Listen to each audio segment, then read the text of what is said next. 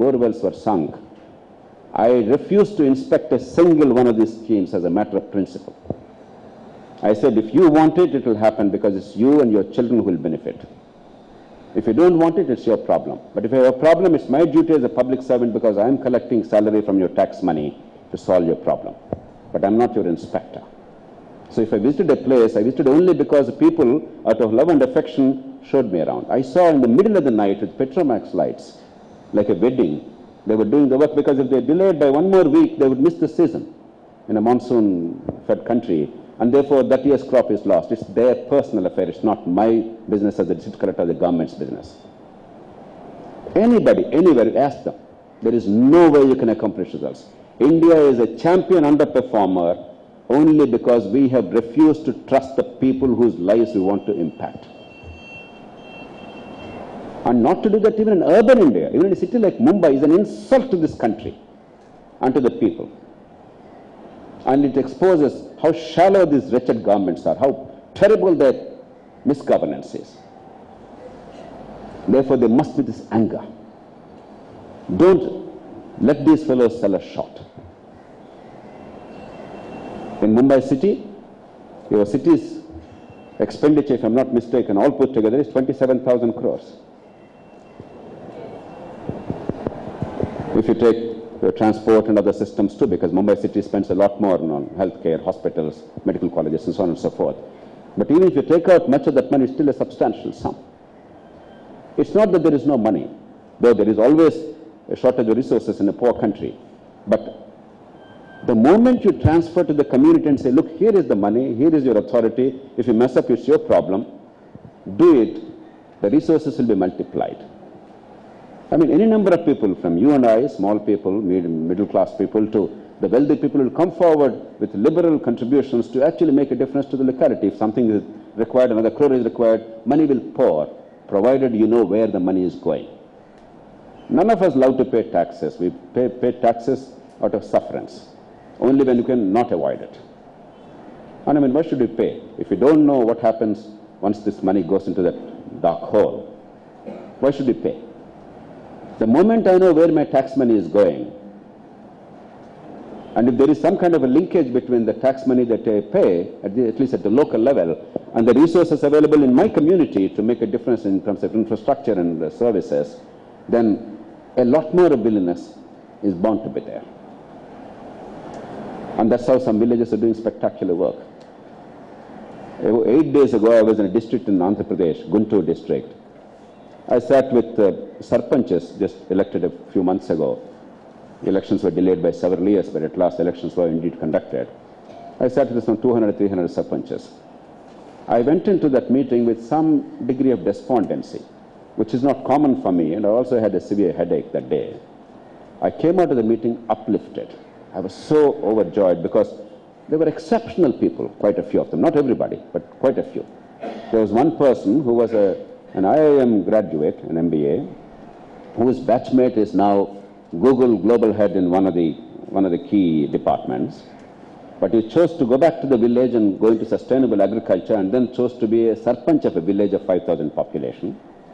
There's one person who was an officer of Indian Navy for 15 years, took voluntary retirement, and then went back to the village and got elected. And then even these 3 months, he mobilized the 18 villages in that intermediate panchayat, that block, and the 228 government employees in that area. And in these 3 months, he is able to substantially reduce petty corruption.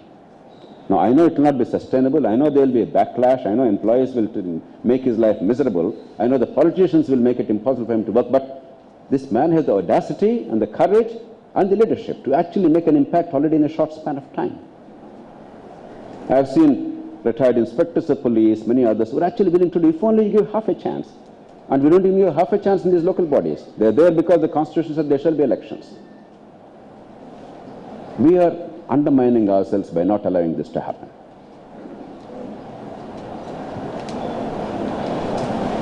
There will be any number of arguments advanced by the state government and officials and MLAs.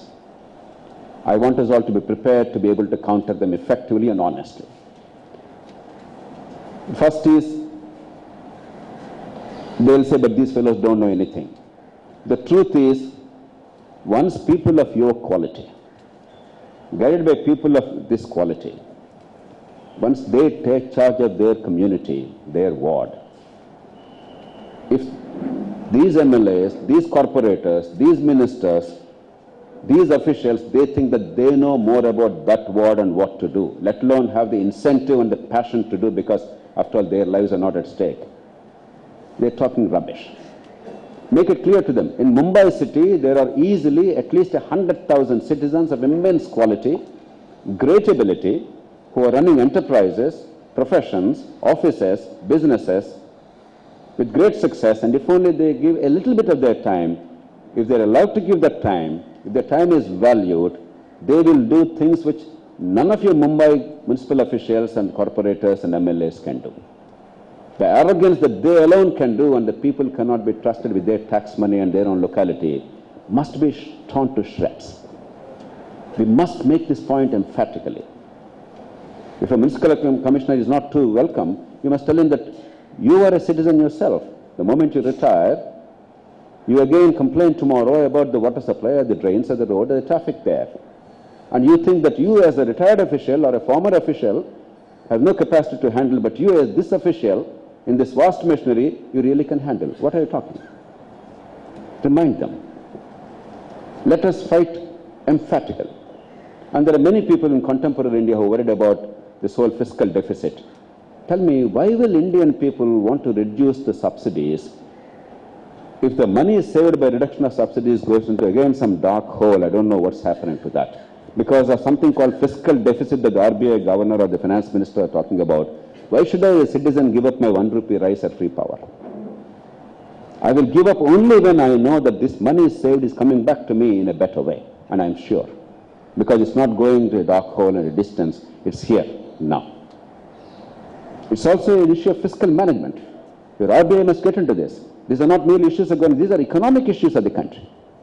We messed up by not making people realize that there are hard economic choices with the money available.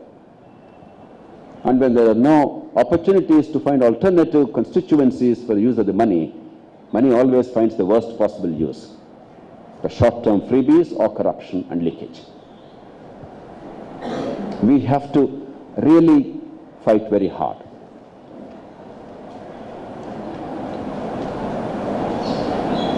Just a few days ago, one gentleman came to me from my constituency, from a municipal ward called Musapet. Unfortunately, my wards are much bigger than Mumbai wards. That's unusual to this constituency because it's a big constituency. One of my wards is 120,000 population, about 90,000 voters. Another is, this particular one is about 100,000, 110,000 population, etc. So this gentleman, he said, sir, some 30,000 people are getting inadequate water supply. And if only one small thing is done, we can make a significant improvement. I said, please tell me what it is. He said, the problem is one of pumping and one of assured power to that area for pumping water to the reservoir. And what we require is a 33 by 11 kilowatt, kilo kV transformer and a line, a dedicated line for this. I said, how much does it cost? He said, about 15 lakh rupees. He said, is it true? If it's that low in expenditure, then there's not even an issue discussing. We'll do it today. He said, sir, I'm an SC, a former SC, Superintendent Engineer in Electricity Board. I know what I'm talking about. I also talk to my colleagues. Trust me. And it is true. There is no way, however competent the MLA or the minister is, however hardworking the official is, however passionate the minister is, that wealth of knowledge and ability to actually make a difference at the local level be brought to the table. Let me give two examples. In our own country, in Alandur, a small municipality near Chennai, about 30-40 kilometers, some years ago, a very competent municipal chairman was elected. And he was passionate, inspired. It was a small municipality of 70,000-80,000 population, a bit like our ward committee. This man realized that the underground sewerage is the biggest difficulty. There was no sewerage system there. Everywhere there was filth and muck. There were flies and mosquitoes and dengue fever and all kinds of problems. And it's simply unbearable environment. He decided that that should be the priority for this small little town. The first small town in India to audaciously set itself the goal of having underground sewerage system. Even big cities in India, most of them still don't have large populations covered by underground sewerage. Now, because he's an inspired leader, he mobilized the community to raise 7 crore rupees, not tax money. In addition to tax money, each of the households contributed in order to get the sewerage system in place. Because he was the first mover, they got another 30 crores or so from Indian government and global agencies, EEC and other agencies, substantially as grant and partly as soft loan. With about 37 crores, in 2 years' time, they completed a first-rate underground sewerage system. See the consequences. In just 2 years' time, the property values shot up from 1,000 rupees a square yard to 20,000 rupees a square yard. It's not merely something nice and good. There is a direct economic benefit. Some years ago, I was traveling on a road in Northern California, on a homestead road. My friends from India, they were traveling with me. They told me, do you know, there are 2 cities on either side of that road. They call them all cities, but they were really small towns. One was Sunnyvale to the north of this road. The other was Cupertino. I'm sure people familiar with the Bay Area of US, they would know these names. They're fairly well-known names. And they told me, do you know, the property values south of this road in Cupertino are about 60 to 70% higher than north of the road. I was astounded. I said, how so? Is there any particular difference? Is there a lot of crime in this area or some terrible infrastructure as opposed to other areas? They said nothing of the kind. Only one reason. The school district board in Cupertino functions extremely well. Therefore, if your kids are in the schools, public schools, without having to pay any fee because you're taxpayers there in Cupertino, then their education is extremely good. You don't have to send them to an expensive private school. And therefore, all the parents with school-going kids, they tend to migrate to Cupertino. The demand-supply issue. Therefore, the land value shot up because you simply can't go on building more. It's not Mumbai, where you can build 20 floors when 5 floors permission is given, etc. One school district board, because the parents and the board empowered by the parents, elected by the parents, had a direct control in making a significant difference, a vital service. It has had a profound impact on the economy itself. Not merely how good governance is, but how good the economy is. That is the kind of synchronization that is required. That is the way we must imagine.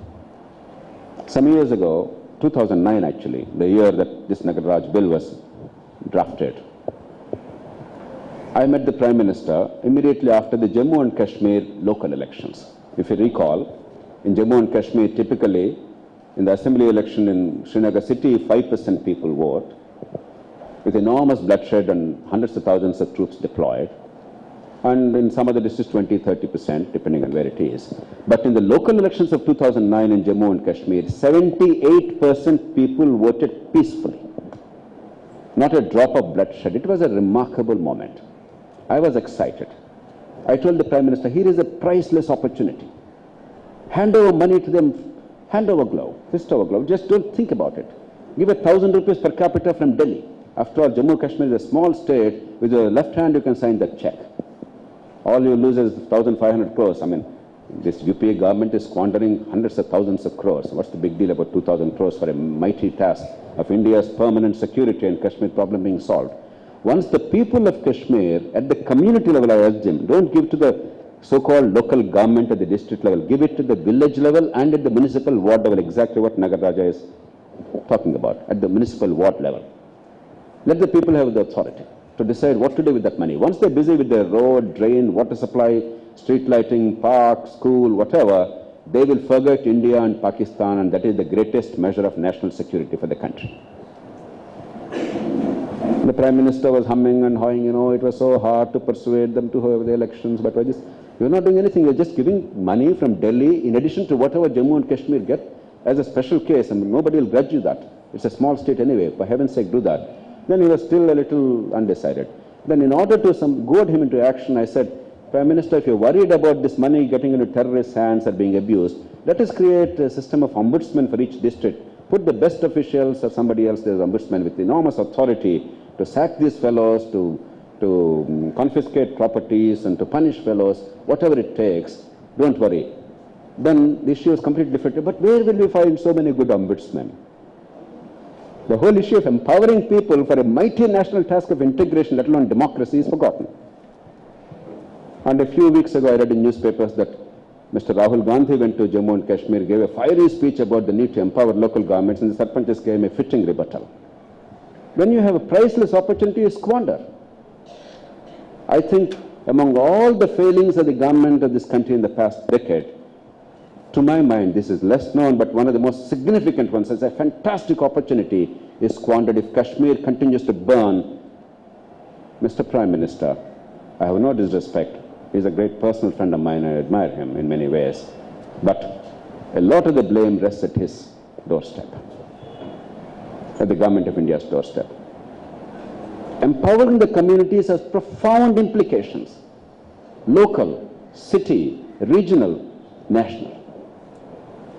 From economy, services to national security. It is the single most important answer if you imaginatively apply this.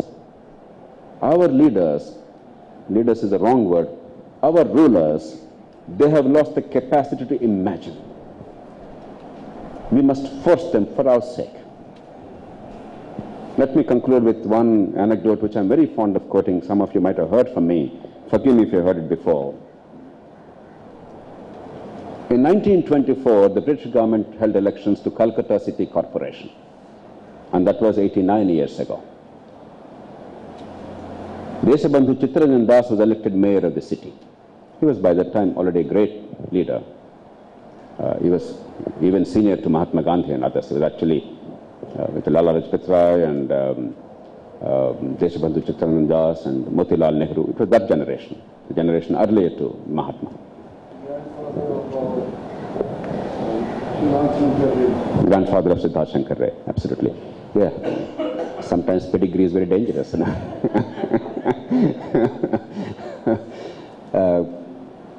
He became the mayor. He called on the then governor of Bengal. And after the preliminaries, because Das was a great national leader of eminence, and the governor was very respectful, and after congratulating him and all that, Das said, Mr. Governor, the people of the city elected my council and me to lead this city. Now, I want the freedom to choose my own municipal commissioner. The governor was a little surprised. Calcutta was the jewel of the crown, the greatest city at the time in the country. Delhi was still hardly a city at the time. Calcutta was the seat of imperial power until 1911, until actually 1923. 1911, they made a decision to switch, but the capital shifted only in 1923, remember. So just 1 year before that, the imperial capital was shifted. It was still a glorious city. Therefore, to think that a colonial government will not appoint the municipal commissioner of Calcutta was a little bit of a surprise. But the governor wanted to humor Das, because Das was a big man. He said, no problem, Mr. Das, you choose any ICS officer and I will post him. He said, no, Mr. Governor, I don't require an ICS officer. I will choose any citizen of my choice. I will pick up anybody of my choice. And the governor was nonplussed, but he could not now go back. After he already made some commitment, he didn't go back. He couldn't go back. Because British had some sense of honor, which most of our fellows today don't always possess. I'm sorry to have to say this. So he said, all right. And he was also probably testing Das. I mean, how can he do it? Even if he chooses somebody, it will be disaster. So he probably had that in mind. Das looked around and found a 27-year-old youngster, made him the chief executive officer or the commissioner of the Kolkata Municipal Corporation. He did an outstanding job. He earned encomiums from the municipal council, from the public, from the British officials, everybody. A year later, this young official was arrested, not for any perfidy or any corruption, but because he participated in freedom struggle, freedom movement, and one of the satyagrahas of Mahatma Gandhi. Das again went to the governor. He said, look, you allowed me to appoint this young man as commissioner. He did an outstanding job. Now he's arrested for an extraneous reason. Now, I don't care about that. That's a different fight. I'll fight with you on a different platform. But as far as I'm concerned about the city, he shall continue to be the municipal commissioner, because there's no reason why his duties, his ability should not be available to the city.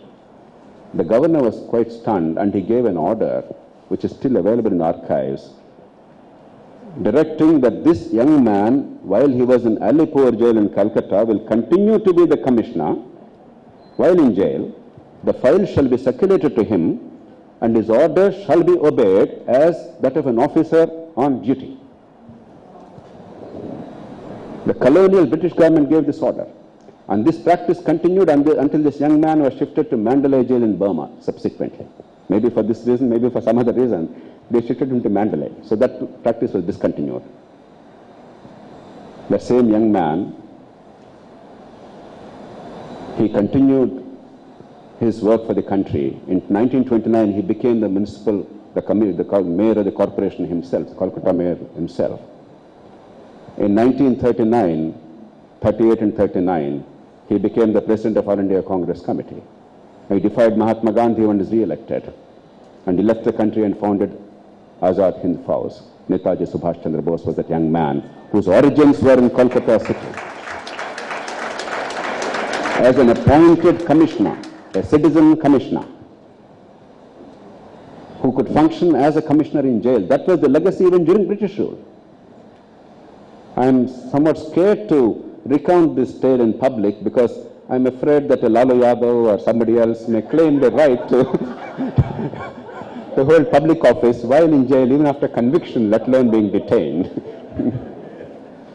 But we all understand why we're trying to go back in history, be a little bit atavistic, to rediscover the romance of freedom, the beauty of citizens' participation, the history of this country, even colonial history, let alone the more ancient history of the Uttaramerur inscription in Tamil Nadu, or the many fantastic things in Western India where the communities had spectacular power. We have to rediscover that. So here is my quick list of what should be done, in my judgment. One, this bill must go. We must redraft a bill. And that must be around a single ward, and as far as possible in a transparent, if possible even elective, how to design it, people like Mr. Tankar and Mr. Ribeiro can help us. But a committee that has legitimacy, because if you make it totally nomination of some officials, then all kinds of partisan polls. If you make it nomination of a few NGOs, it may be a class issue. So, however painful it is, we must be willing for some kind of an elective element. No, each polling booth, let somebody be elected by the local people. It need not be a secret ballot. They all sit there and raise their hands and say, whoever is willing and participating, some such thing. And let money go to them.